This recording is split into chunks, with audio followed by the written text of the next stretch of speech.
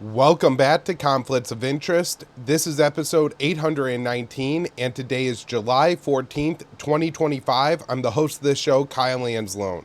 A lot of news to cover on today's show, so I'm going to jump right into it. Just want to remind people to share the show, hosted at the Libertarian Institute, on the blog at antiwar.com, YouTube, Rumble, or Odysee if you want to watch the show. Audio-only versions are up anywhere you can listen to podcasts. And, of course, you follow all my work at Kyle Anzalone _. I've been doing a ton of writing, and I posted all on my Twitter, as well as I live stream my other show, the Kyle Anzalone Show, on my Twitter handle, which you could also subscribe to on YouTube. All right, starting off on today's show, this article I wrote for the Institute on July 10th. Rubio says U.S. Russia taking new and different approach after Lavrov meeting. So the top American and Russian diplomats met for the first time since February on Thursday. Secretary of State Marco Rubio said he and Foreign Minister Sergei Lavrov discussed a new and different approach towards peace. Rubio and Lavrov held talks on the sideline of the Association of Southeast Asian Nations summit in Malaysia. I think it's a new and different approach. I wouldn't characterize it as something that guarantees peace, but it's a concept, I'll take it back to the president, Rubio said. He added, we need to see a roadmap moving forward about how this conflict can conclude, and then we shared some ideas about what that might look like. We're going to continue to stay involved and see where we can see opportunities to make a difference.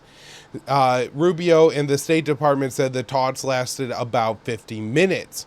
The Russian Foreign Ministry issued a statement following the talks, saying the diplomats engaged in substantive and frank exchange of views. The statement reads, the importance of further work to normalize the operations of both countries' diplomatic missions was emphasized. The Russian and U.S. foreign policy agencies will continue constructive and mutually respectful dialogue on a growing range of mutual interest. And so I do want to note something that I think is important here, where Rubio seems really focused on the war in Ukraine, and the American side seems very focused on the war in Ukraine. Moscow has always seemed more interested in reestablishing diplomatic relations with the U.S. And in one sense, I think it made sense from the Russian perspective and to better the U.S.-Russian relationship to do this, and then maybe address the Ukraine situation later. I think politics in the U.S. will not allow this to happen, and so long as the Ukraine war is ongoing, there's not going to be an American president willing to normalize relations with Russia. So the meeting between Rubio and Lavrov came after German Chancellor Friedrich Merz asserted on Wednesday that the diplomatic efforts to resolve the Ukraine-Russia conflict had been exhausted. In recent days, Trump has appeared increasingly frustrated with Russian President Vladimir Putin, expressing disappointment with the Kremlin leader that after the two heads of state spoke by phone last week. However, the Russian deputy foreign minister said that he expects another round of talks to be scheduled soon. I think we will soon set a time frame for a third round of consultations where these solely bilateral issues, which have recently been called irritants, will be addressed, Sergei Rabkov explained. And what he's, again, I think this is just further evidence that what Russia is talking about is improving the bilateral relationship, not so much concern with Ukraine versus the American complete emphasis on Ukraine. Now, when I woke up this morning and just before I record the show, I read that Trump approved sending a new U.S. Patriot battery to Ukraine, which is something we had speculated about on the show last week.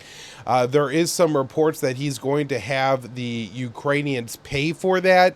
I need, or not the Ukrainians, excuse me, the Europeans.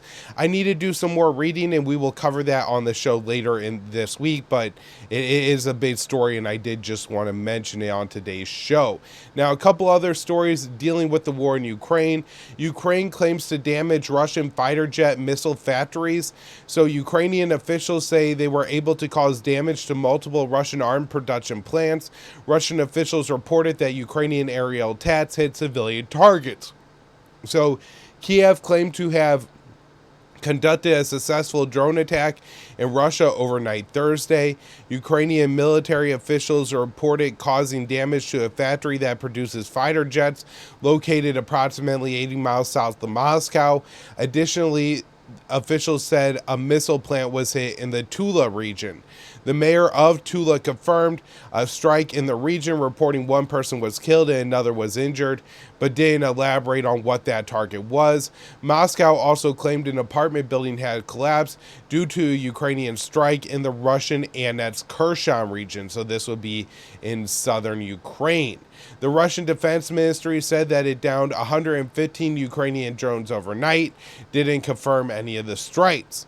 So while the Trump administration has told the American people that the war would end in Ukraine during his first day in office, the conflict has continued to escalate during his presidency. Over recent weeks, Moscow has ramped up its drone and missile strikes on Ukraine. Russia fired 700 drones and missiles at Ukraine overnight Wednesday, their largest barrage of the war. Trump has expressed frustration with Vladimir Putin and is close to approving a new $300 million arms transfer to Ukraine, according to sources. All right, last story dealing with the war in Ukraine here, and this actually takes us to the far east of Russia. Kim, DPRK, unconditionally supports all measures taken by Russia in Ukraine.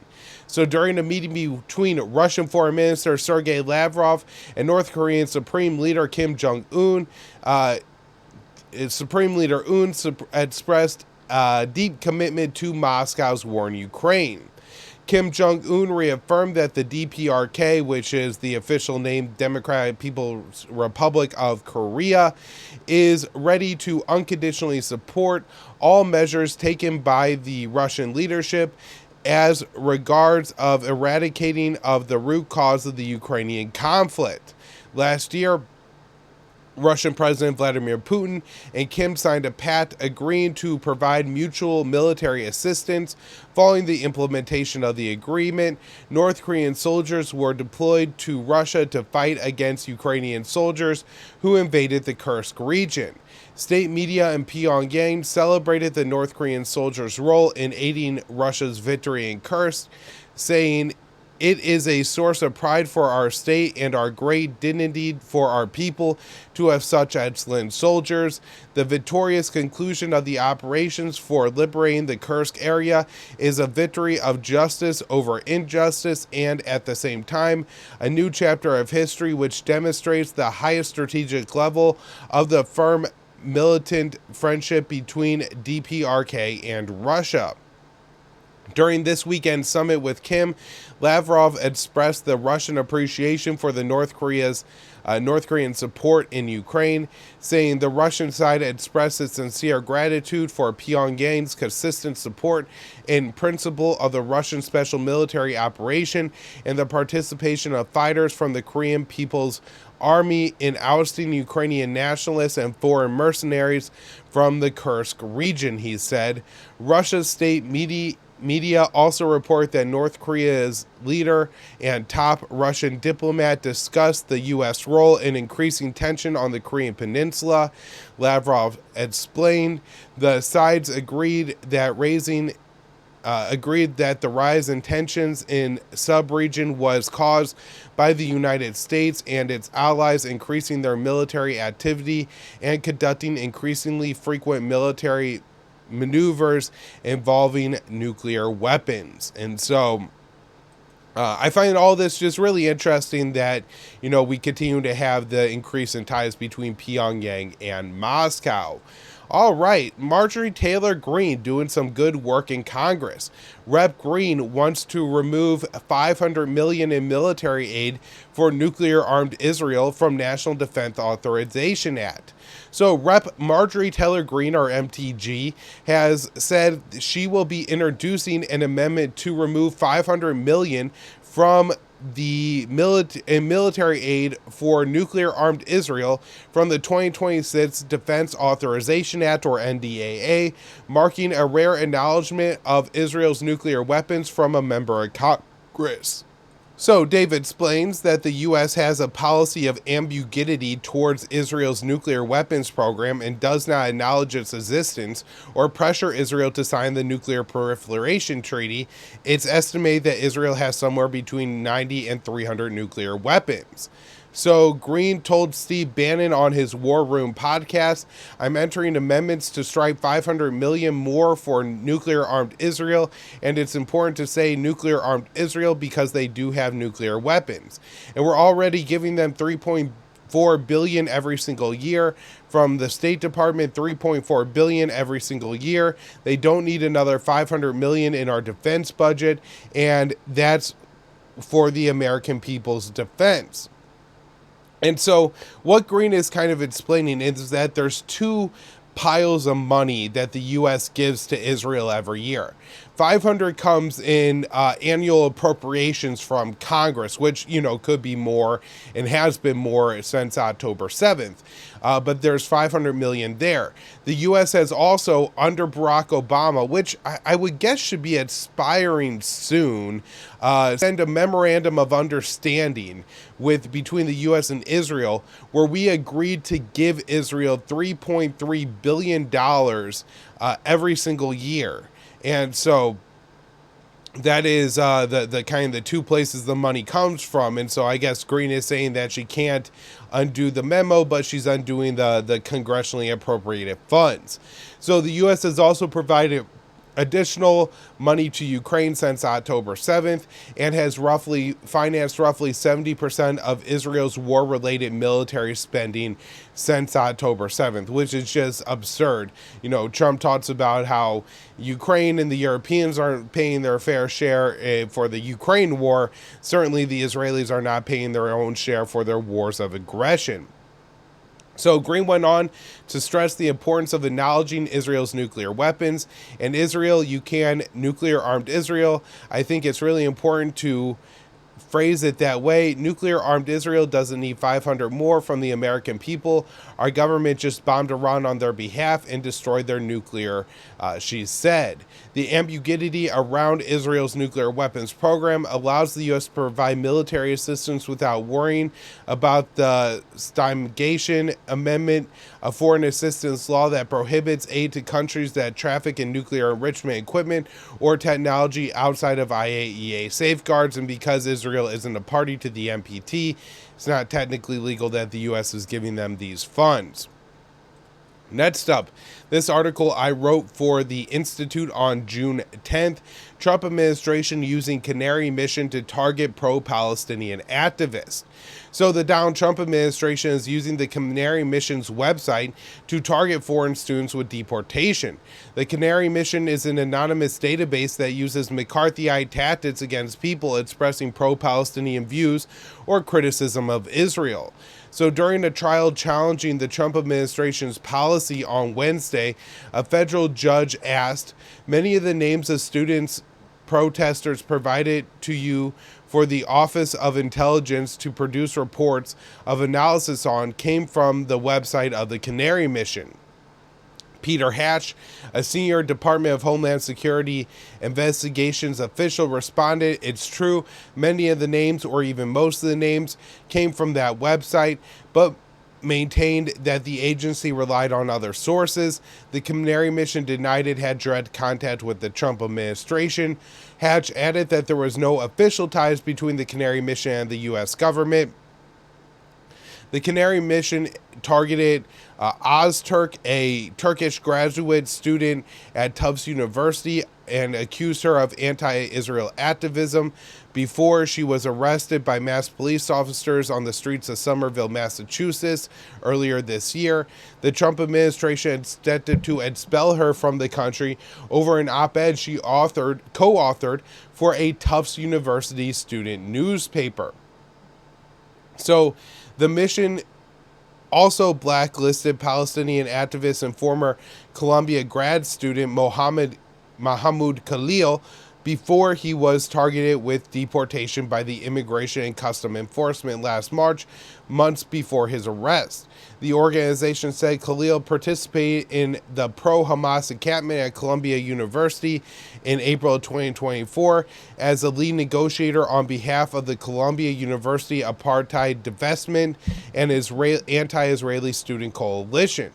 The Trump administration is not the first to use the Canary mission in criminal proceedings. This is something that Matt Blumenthal wrote for the Gray Zone. The case against a Palestinian American law student named Ahmad Aburas provided a particularly disturbing portrait of the Canary Mission's tactics and action. While he was enrolled at the Seton Hall University Law School, the Canary Mission contacted administrators and suggested that his statements he made on social media expressed for support for terrorism. Seton Hall then contacted the FBI, and he was taken out of class and subjected to interrogation by federal agents over his political views. So, this is a highly secretive, anonymous organization that seems to have a lot of control within not just the Trump administration, but Washington in general. Next up here, this one from Dave DeCamp. Israel receives D9 bulldozers from the U.S. that will be used to demolish Palestinian homes. So a shipment of Caterpillar D9 bulldozers arrived in Israel's port of Haifa on Wednesday, as Israel is conducting a record number of demolitions of Palestinian homes and structures in the occupied West Bank, East Jerusalem, and Gaza. According to Israeli media, the shipment of bulldozers was reportedly paused by the Biden administration last year due to their widespread use in destroying Gaza. The shipment of D9 bulldozers is a part of a broad-scale arming and military equipment effort worth billions of shekels, which the U.S. government released and the Department of Ministry procured and transported to Israel, the head of Israel's defense ministry said. Adding that we must continue to strengthen our military buildup to support all of the IDF's needs and current campaign in preparation for the next decade. The destruction of homes in Gaza is a key part of Israel's campaign. A recent report from Haaretz reveals troops are being ordered to fire on unarmed Palestinians near aid sites. Also revealed that private contractors are being paid $1,500 for each house they demolish in the Strip. Israeli Prime Minister Benjamin Netanyahu reportedly told Knesset committee in May that the IDF was ramping up its demolitions of homes in Gaza so Palestinians had nowhere to return. Netanyahu and other Israeli officials have made clear that their goal is the destruction and ethnic cleansing of Gaza and are now openly working on a plan to build a concentration camp on the ruins of the southern city of Gaza.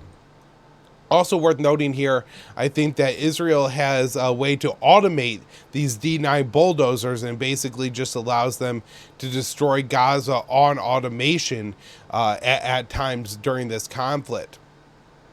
All right, another one here from Dave. Funeral held for American killed by Israeli settlers in the occupied West Bank.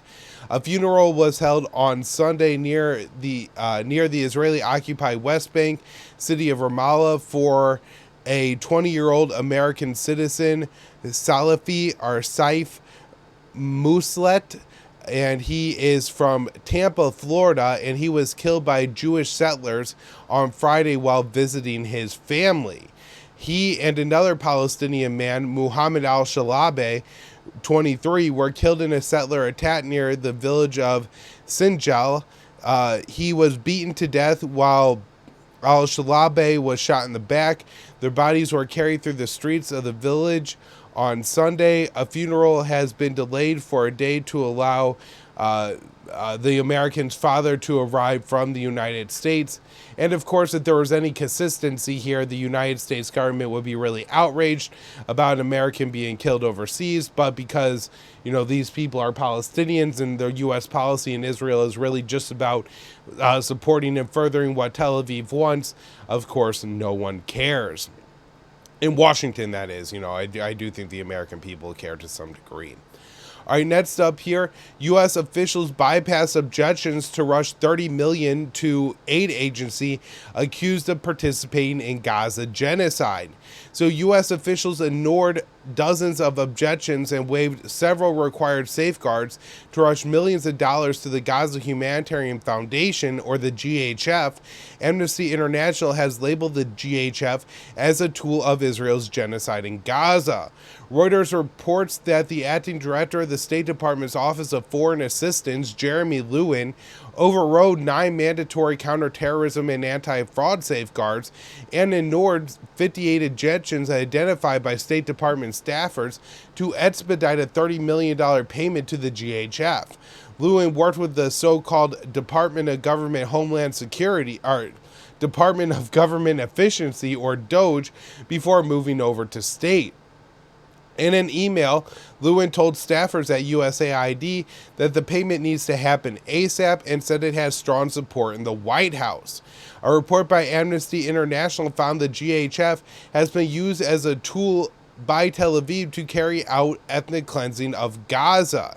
So this is what the Amnesty report said. In the month following Israel's imposition of a militarized aid scheme run by the GHF, hundreds of Palestinians have been killed and thousands others injured, either near militarized distribution sites or en route to humanitarian aid convoys. All the evidence gathered, including testimonies which Amnesty International is receiving from victims and witnesses, suggests that the DHF was designed to placate international concerns while constituting another tool of Israel's genocide. The organization is run by Reverend Johnny Moore, a Christian ally, a Zionist, and ally of Benjamin Netanyahu. He has argued that the ICC is anti-Semitic for seeking to arrest the Israeli Prime Minister over war crimes committed in Gaza. Nearly 800 Palestinians have been killed by Israeli forces and contractors near the GHF distribution sites in Gaza since it began operating in the end of May. Lewin acknowledged that the payment to the GHF could be a controversial issue in a June 25th email to USAID officials, in which he says he was taking the bullet on this one. While the journey to GHF aid sites can be legal, many Palestinians risk the danger, as is the only source of food in Gaza. However, the GHF distribution process is erratic and dehumanizing. One Palestinian explained that the distribution system has created a catastrophe resembling the dystopian Hunger Games. He writes, "The aid distribution takes place in a fenced area near the Salah al-Din Street, close to the eastern edge of Gaza, in a zone so dangerous locals call it the Death Corridor. It's surrounded by sand and guarded by foreign military contractors. There are Israeli tanks and soldiers stationed nearby. There is no clear schedule for the aid deliveries. Sometimes the GHF opens the gates at 4 a.m., sometimes later. Palestinians will start waiting at sunset the night before. When the gates finally open, the crowds flood in. There are no queues, no staff, no signs, just noise, dust, and fear. Overhead, drones circle like vultures. Then a voice from a loudspeaker shouts, 4 minutes, take what you can. Food boxes are left in the middle of the sand, but there is not enough of them. There never is enough. People rush towards the piles, shoving and climbing over each other. They punch each other. Knives come out. Fights erupt. Children scream. Men fall. Women crawl through the sand. Few people are the lucky ones who are able to grab a box and hold on to it. Then gunfire starts. The standing square becomes a killing field. People run for their lives. Many get hit. Some manage to crawl out with injuries. Others are carried by friends or relatives or even strangers. Others bleed to death in the stand. So, I mean, just absolutely horrific. Between his post at DOGE and the State Department, Lewin briefly served as the acting director of USAID, the same federal agency he appeared to pressure in the June 25th email. Soon after he assumed the latter position last March, Rolling Stone spoke with 10 of his former colleagues who claimed the 28-year-old had a history of violent outbursts and racist remarks. Far more concerning, the magazine also cited police records which showed Lewin was once accused of threatening a girl with a knife during a party at his parents' home in 2015. The girl who he accused of stealing told police she feared for his life, while other officers recommended charges for assault by means of a dangerous weapon. No further action was taken. And, just a horrific guy there. All right, so next up, Israeli airstrike slaughters 10 children waiting for nutritional aid near Gaza medical clinic. So on Thursday, a U.S.-backed Israeli airstrike hit near a medical clinic in central Gaza as civilians gathered to receive nutritional aid, killing 16 Palestinians, including 10 children and 3 women. The clinic is run by Project Hope, an American group, and the organization's regional director, Natalia Denzel, confirmed that the civilians were waiting to receive essential nutrition support at the time of the strike. The New York Times said that it verified CCTV footage that showed the strike hit 2 men who were walking near the group of women and children. Smoke and dust then filled the screen, and the footage shows dead and wounded women and children strewn along the side of the street. Based on the CCTV footage in the aftermath, there's no evidence that the 2 men who were directly hit with the airstrike were armed. According to Reuters, the IDF claimed that it struck a Hamas militant who participated in the October 7, 2023 attack on southern Israel, but offer no evidence. They never do. They never have any. The State Department spokeswoman, Tammy Bruce, was asked about the massacre and referred the reporter to the State of Israel. So, meet the new Ned Price, covering up for the genocide. Now, I also have this one I wrote for JudgeNap.com. Israel kills Gazan children waiting for water. And so this was on Sunday. An Israeli missile killed 6 Palestinian children who are waiting for water in Gaza. Tel Aviv claimed the strike was a technical mistake. So in Gaza, 8 people waiting for water were killed by an Israeli missile strike on Sunday. According to the Civil Defense Force, the agency reported that women and 6 children were among the dead. Israel claimed the children were killed by a malfunctioning missile and that the target was a nearby member of Palestinian Islamic Jihad. In a statement, the IDF said it regrets any harm to uninvolved civilians. Of course, Israel's just killing at will. Overall, at least 29 Palestinians were killed on Sunday. A separate strike on a market in Gaza City killed 12, including a hospital consultant. Israel damaged or destroyed 2/3 of Gaza cemeteries. I wrote this one for JudgeNap.com on June 13th. Israeli forces had damaged or destroyed most of Gaza's burial grounds over the past 21 months. Tel Aviv was previously caught lying about Hamas tunnel running underneath a cemetery.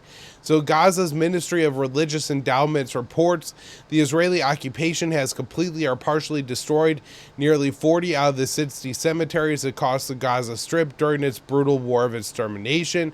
This confirms that Israel is deliberately targeting cemeteries and desecrating them under flimsy and false pretense.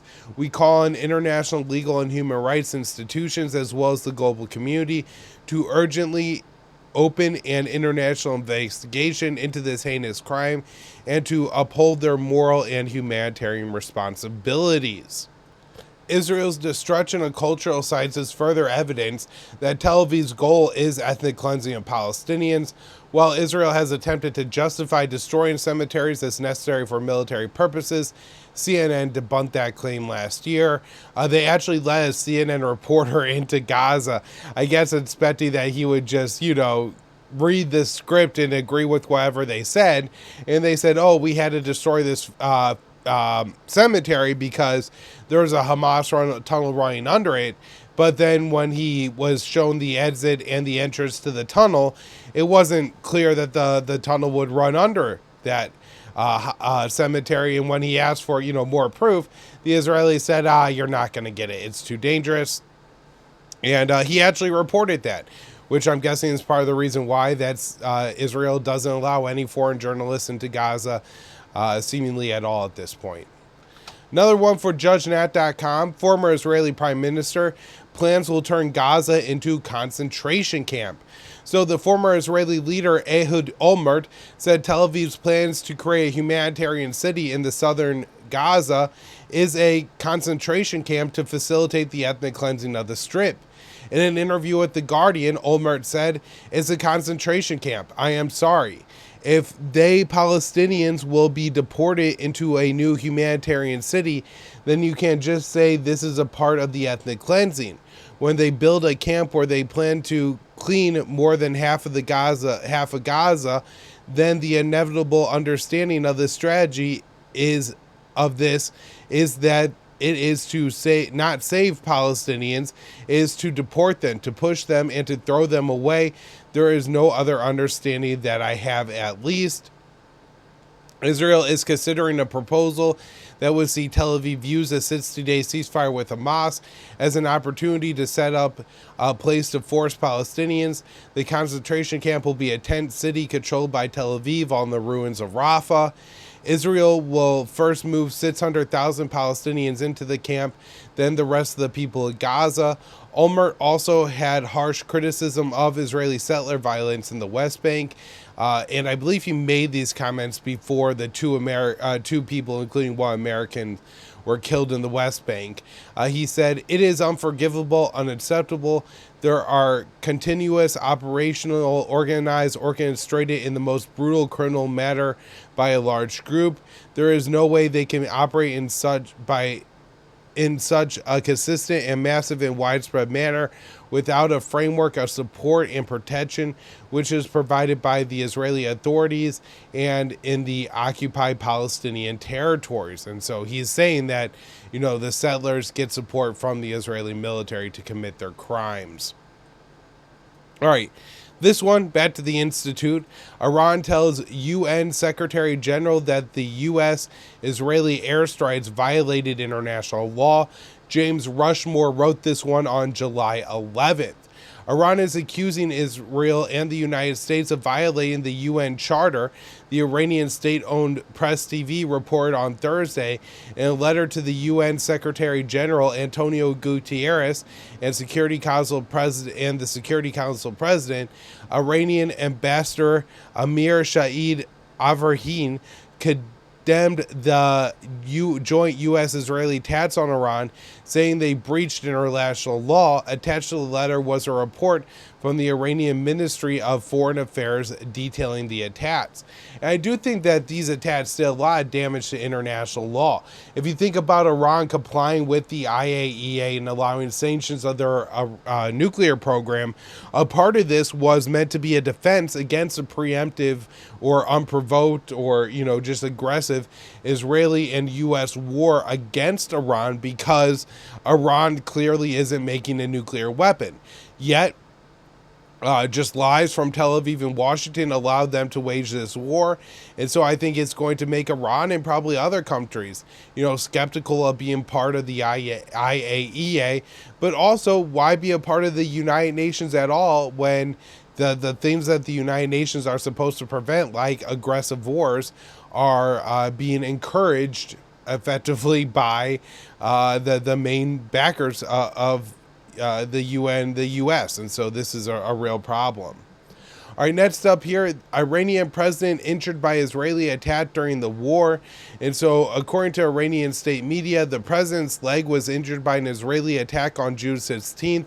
The session was taking place in the lower levels of a secure government facility in western Tehran when the aggression began.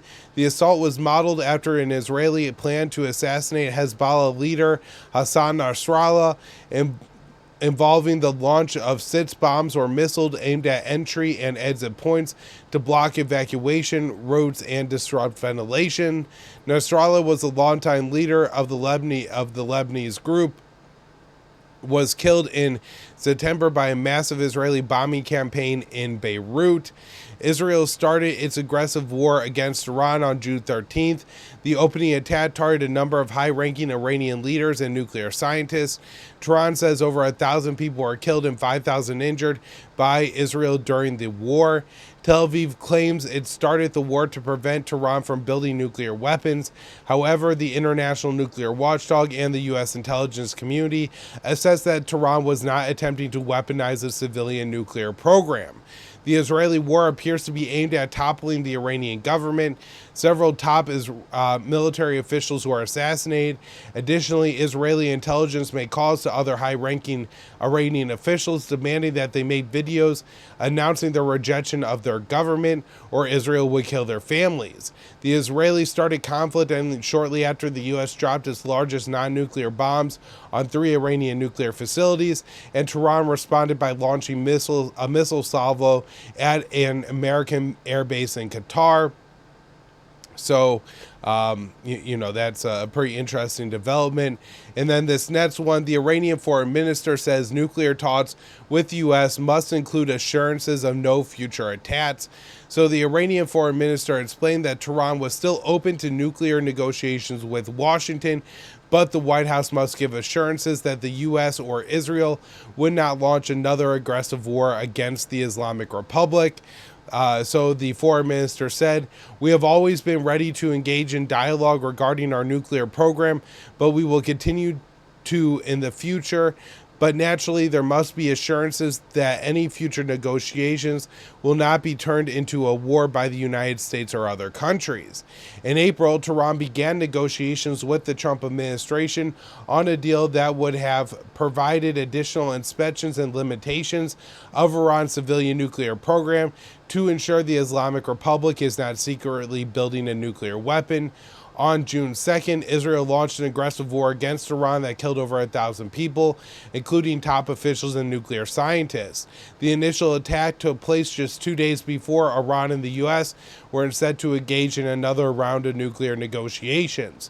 Prior to the war, Tehran and Washington engaged in 5 rounds of talks with Iranian officials expressing optimism that a deal was possible. One of the remaining issues was Iran's nuclear enrichment program. The Islamic Republic argues the ability to enrich uranium is key to its sovereignty, although Tehran is willing to cap its enrichment level to under 4%. The Trump administration demanded that Iran completely dismantle its nuclear enrichment program. Nuclear enrichment can serve civilian purposes, and countries without nuclear weapons have enrichment programs. The foreign minister said the U.S. and Israeli strikes on Iran's nuclear facilities have not changed Tehran's position on enrichment. In any negotiation-based solution, the rights of the Iranian people regarding the nuclear issue, particularly the right to enrichment, must be respected. We will not accept any agreement that excludes enrichment. Trump has threatened to restart the war against Iran if it rebuilds its nuclear program. The foreign minister stated that Iran is committed to a civilian nuclear program, saying if Iran intends to pursue nuclear weapons, it would have done so already.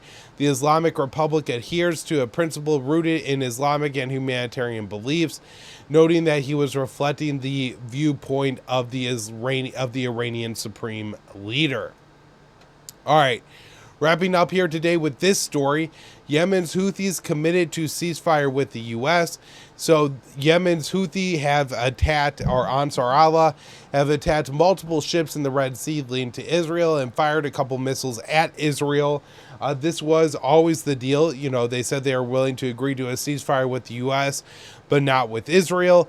Israel is saying they want the U.S. to restart bombing, and the Houthis are saying, don't bomb us. We want to stay in this ceasefire.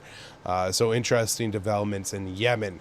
That will do it for the show today, everyone. Thank you all so much for tuning in.